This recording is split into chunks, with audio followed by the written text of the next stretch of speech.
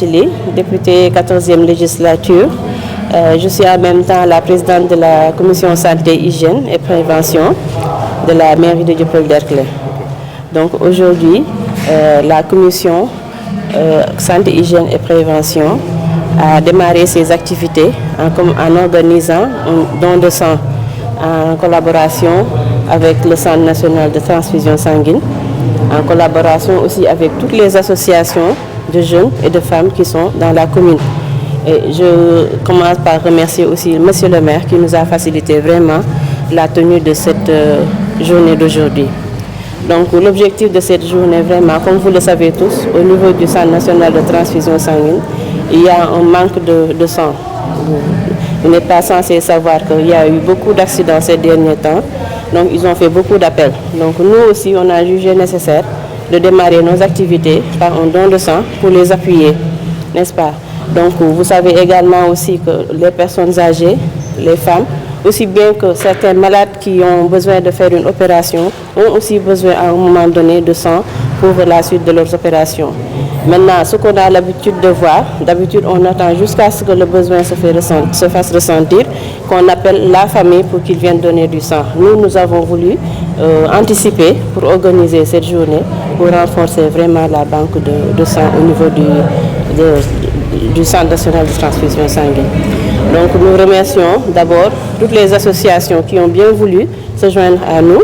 Il y a le club de randonnée pédestre de Dieuppeul-Derklé, il y a l'association Djeriñ-Sego, il y a l'association Ajax, l'association des habitants de Castor, il y a l'association des ressortissants de l'association de comment ça s'appelle, Cité Marine. Voilà, donc il y a d'autres associations aussi qui ont voulu se joindre à nous, nous les remercions. Et nos partenaires aussi, Conciergerie médicale, Madi Koroumak, Nia Sénégal, qui nous ont accompagnés pour cette journée. Et comme naturellement aussi, monsieur le maire aussi, qui a beaucoup investi pour que cette journée soit vraiment possible. Nous les remercions tous, autant qu'ils sont, pour leur investissement pour la réussite de cette journée d'aujourd'hui. Et l'ICP aussi, c'est l'ICP qui est là juste à notre côté. Ils ont bien voulu nous accueillir ici pour vraiment qu'on puisse faire l'activité dans de bonnes conditions. Vous avez prévu de récolter combien de poches et quelle est la tendance jusqu'à ce moment? Donc on a prévu de récolter jusqu'à 200. Jusqu'à 200, là on vient juste de démarrer. Il y a les enregistrements qui sont en train d'être faits. Donc une bonne partie, une cinquantaine déjà a pu donner son sang. Et l'activité se continue. L'activité est en train d'être continuée. Voilà. Nous continuons de recevoir du monde aussi. En tant que présidente de la commission santé, après cette activité, quelle est la suivante? Bon, nous avons aussi prévu de faire une journée mère-enfant le 18 mars.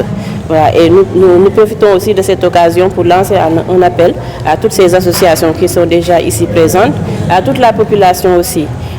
Vous savez tous que maintenant nous sommes au mois de mars, hein, donc pour rendre hommage à la femme. C'est la raison pour laquelle on a voulu dédier la journée du 18 mars, la journée mère-enfant. On ne peut pas s'occuper seulement des mamans sans s'occuper aussi de leurs enfants. On a vraiment voulu marquer ce jour-là par une journée de dépistage du cancer du col, dépistage aussi du cancer du sein. Voilà, et des consultations pour les enfants. Et nous lançons un appel à toute la population de venir assister à cette journée, à toutes les associations, à tous les partenaires aussi de venir y assister pour la réussite aussi de cette journée du 18 mars. Ensuite, nous allons continuer nos activités comme on a l'habitude de le faire au niveau de la commission santé, hygiène et prévention. Il y a une randonnée pédestre qui est prévue aussi au mois de mai avec le club de randonnée pédestre de Dieuppeul-Derklé et d'autres activités qui vont suivre aussi. Voilà. Merci beaucoup. La circoncision, oui, monsieur le maire me le rappelle aussi, c'est une activité phare que nous organisons ici aussi dans la commune. La circoncision qui se fera au mois de juillet et août. Voilà. Là aussi, nous demandons à la population de bien le préparer pour une bonne réussite de cette activité. ndax ñëpp xam nañu ni deret dafa am solo ci doomu aadama ci lépp luy dund sax gis nañu jamono yi ñu génn accident yi bari woon na lool te accident foo ko waxee rek wax problème mu deret mais ginnaaw accident yi gis nañu ni am na ñoo xam ne dañuy manqué toujours deret di am ay anémie wala feebar yoo xam da koy joxe ba tax na ñu ni ñun duñu des ginnaaw ñun commune Dieuppeul Derklé looloo tax présidente commission santé hygiène prévention honorable député Ndiallo Bathily ak commission d'organisation bi dajaloo ni nañu dem seeti ñëpp ñi nga xam ne ñi ngi yeewoo ci gox moo xam club de randonnée la moo xam AJCA la moo xam beneen kuréel bu nekk ci commune bi ñu tàlleen leen loxo pour defandoo benn yoon activité bii di don de sang ànd ci nag ak ICP bi nga xam ni ba mu fi ñëwee ba léegi yàggul te wax dëgg yàlla liggéey bu mucc ayib lay def moom moo tax ñu amal ndaje bi di ci sant ñëpp di ci sant aussi askan wi ndax mënoon nañ leen wootu ñu ñëw waaye ñoom xam na solo mbir mi ba tax na ñi ngi ñëw boobaak léegi demee seen deret yàlla mi am pay yàlla na leen yàlla fay di leen sant aussi yéen presse bi nga xam ni yéen jàllale xibaar yi nga xam ni am fi di leen wax aussi ngeen gën ko yaatal kon ni ko président santé bi waxee du ñu yem ci lii rek bëgg nañu buñ ci jógee ñu amal bis boo xam aussi dañ ko jagleel yaay ak doom ndax yaay ak doom problème mu wér-gu-yaram aussi dafa leen di soxal lool.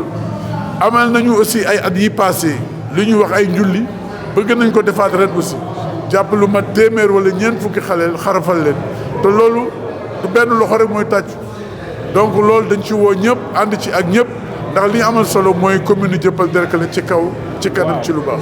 man maa ngi tudd Doudou Sène membre du club de randonnée Dieuppeul Derklé donc ñëwoon fii tey en collaboration avec la commune de Dieuppeul Derklé sama wet présidente commission santé bi moo fi nekk donc di remercier aussi suñu présidente Diatou Dramé ci collaboration bi ak mairie bi donc chaque année depuis que club bi existé en 2009 mairie bi day jàppale club randonnée pédestre bi donc randonnée yi ñuy def yëpp mooy la grande randonnée du club Dieuppeul Derklé mairie bi da siy def loxoom moo tax tey ba mu ñu oowee pour ñu jàppoo nekk benn pour organiser activité bi vraiment ñun dañ ci sawar avec aussi l'honorable député Ndiallo Bathily qui est la présidente de la commission santé vraiment ñuy ñaan yàlla collaboration bi jëm kanam ci yeneen activités yi nga xam ne mu ngi suñu kanam vraiment ci gàttal ñoo ngi sant ñëpp di gërëm ñëpp di ñaan yàlla ñu yàlla defal jàmm ci commune Dieuppeul Derklé macha allah. waaw li ma ci yokk dootul bari parce que en principe wax na li muy wax ba pare comme li may wax rek ñun on a l'habitude di organiser journée don de sang mais cette fois-ci on a préféré ak organiser ko ak mairie de Dakar du moins mairie de Dieuppeul Derklé ak comme présidente commission santé Ndiallo parce que ñun chaque année dañ koy organiser entre du 1er au 10 donc ñoom ñu invité ñu on a préféré def ko mu nekk benn parce que pour ne pas déplacer 2 fois waa centre de transfusion en plus aussi pour avoir beaucoup plus de poches waaw bon ñuy sant bu baax parce que même li may wax rek le maire est membre du club Dieuppeul Derklé suñu présidente c'est Diatou Dramé chaque année daal on a beaucoup d'activités consultation gratuite qui est prévue le 18 ci loolu la ñuy jëm après incha allah ñu ngi remercier